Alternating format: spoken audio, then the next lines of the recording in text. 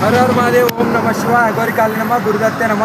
సనాతన బంధువులకు, హిందూ బంధువులకు హర హర మహాదేవ్, జై శ్రీరామ్. ఎప్పుడైతే నేను ఈ పోరాటంలో దిగానో ఒక వ్యక్తి గురించి మీకు చెప్పాలి. అది గుంటూరులో ఉండే అనిల్ బెహ్రా అని ఒక పర్సన్ నాకు ఒక సోషల్ మీడియాలో నా మీద ఒక పోస్ట్ పెట్టారు. హిజ్రా అని సంబోధించి, నన్ను హిజ్రా అని సంబోధించి మా అమ్మని తిడుతూ, నా ఫ్యామిలీని తిడుతూ ఒక పోస్ట్ పెట్టడం జరిగింది.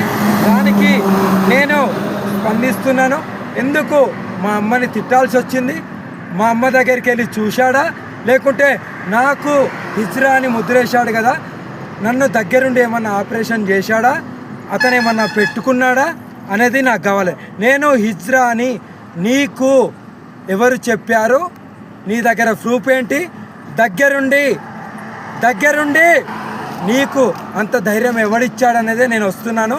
నేను నీ గుంటూరుకి వచ్చి, నీ నివాసానికి వచ్చి నీకు నేనేంటో కూడా చూపించబోతున్నాను.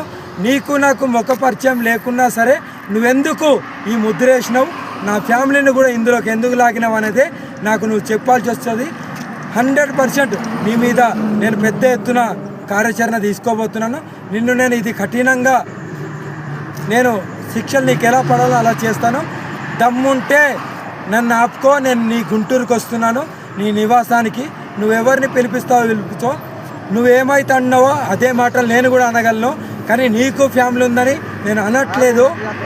నువ్వు ఒక నిజమైన హిందూ అయితే దమ్ముంటే నన్ను అడ్డుకో. నేను నీ గుంటూరుకి వస్తున్నాను. నువ్వేంటో నువ్వు చూపించుకో, నేనేంటో నేను చూపించుకుంటాను.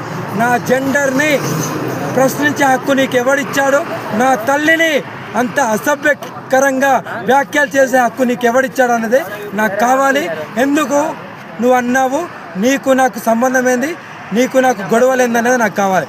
హర హర మహాదేవ్. ఎవరైనా సరే హిందువులారా, ఎవరు నిజం ఎవరు అబద్ధం అనేది మీరు తెలుసుకోండి. ఇంకొకటి కూడా నేను చెప్పబోతున్నాను. ఏదైతే నేను నిన్న తణుకులో చేశానో, రాజేష్ నాథ్ మీద ఈ వ్యాఖ్యలు ఏదైతే నేను పోరాటం చేశానో దానికి కూడా నేను తీవ్రంగా చెప్తున్నాను. నా ఫోన్ అయినా సరే, బాధితురాలు ఫోన్ అయినా సరే, ఎవరైతే రాజేష్ నాథ్ ఉన్నాడో ఆయన ఫోన్ అయినా సరే మీరు తెప్పియండి. నేను దేనికైనా సరే సిద్ధంగా ఉన్నాను.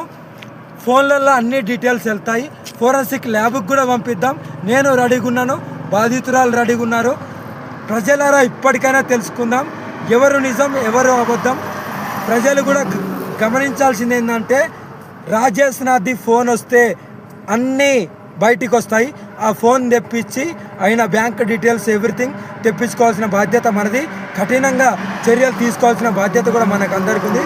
హర హర మహాదేవ్. ఓం నమ శివ. అనిల్ బెహ్రాని మాత్రం వదిలేదే లేదు. జై శ్రీరామ్, జై మహాకాల్, జై హింద్, జై భారత్.